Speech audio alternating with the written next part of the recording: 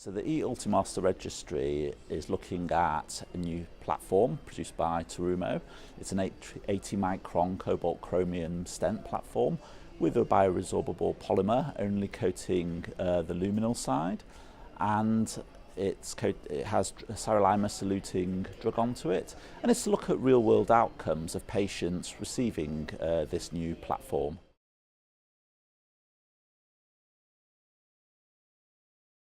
So for it to be real-world outcomes, it has to be an all-comer study. So patients undergoing PCI for elective procedures, for acute coronary syndromes, and even primary PCI were included in this registry. It recruited from over 300 different centres all across the world, so recruiting centres from Europe, Asia, as well as South America. At the moment, there is a lot of debate in STEMI and how we treat patients with STEMI, particularly those with multivessel disease. Between a third and a half of all patients undergoing primary PCI have other significant disease. There is a school of thought that feels that we should only treat culprit vessels.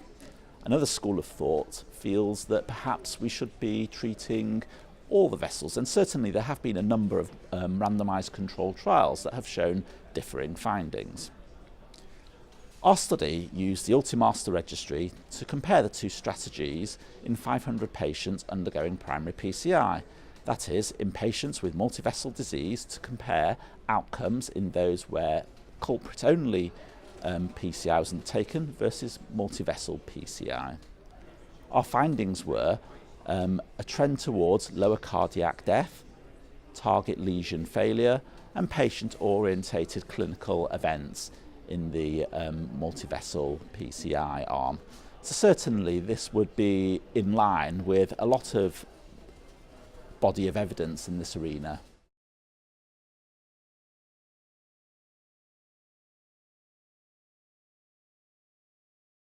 Okay, so there have been a number of completed and many other ongoing trials, such as the COMPLETE trial that's due to report next year. I think the problem with many of these trials is that they're comparing different things. So first and foremost, some trials are looking at or have looked at complete revascularisation at the index PCI. In other trials, they have randomised patients to in-hospital complete revascularisation. So that is to say, the PCI was undertaken for the culprit vessel, but then those randomised to the complete revascularisation arm would have further PCI during the in-hospital stay. There were other trials that randomised patients to only ischemia positive lesions as measured with FFR, so the dynamic premiality study, for example. These studies have reported different findings. There are some studies that have shown a reduction in cardiac death, such as the PRAMI trial. Other trials have not shown that. They've only shown a reduction in the non-hard endpoints, such as the need for further target vessel revascularisation.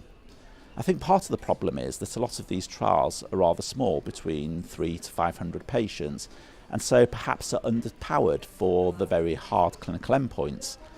I think the second problem of many of these trials is that elsewhere in interventional cardiology, we're very much taking the approach of an ischemia-driven approach in angioplasty, whereas some of these trials haven't considered the issue of ischemia. You may have disease that is non-significant from a functional ischemia perspective, but many of these older trials, such as the PRAMI trial and culprit trial, mandated that these non-ischemic lesions were revascularised. They only used angiographic severity, and we know that angiographic severity is not a very good marker of lesion significance. The dynamic premiality trial used functional significance, so a positive FFR. This study didn't show any reduction in cardiac death or reinfarction, but it did show a reduction in the need for further revascularisation. I think many of the other problems of these sorts of trials is the issue of some of the endpoints used, so for example reinfarction. If you undertake a PCI for the culprit lesion and then continue to do multivessel PCI, as in some of the arms of the trials, it's very difficult to identify procedural related MIs because your biomarkers are already elevated from your myocardial infarction. Whereas in the culprit only arm, obviously if you have a procedural or an MI a week after your index event, then it's much more easy to define this. So that's perhaps one of the problems, distinguishing periprocedural infarcts from the main infarct in the multivessel arm. What would I do? I think at the moment I would probably intervene on the culprit vessel and then bring the patient back for reassessment with either FFR, which is my personal preference, or non-invasive imaging with, for example, stress CMR.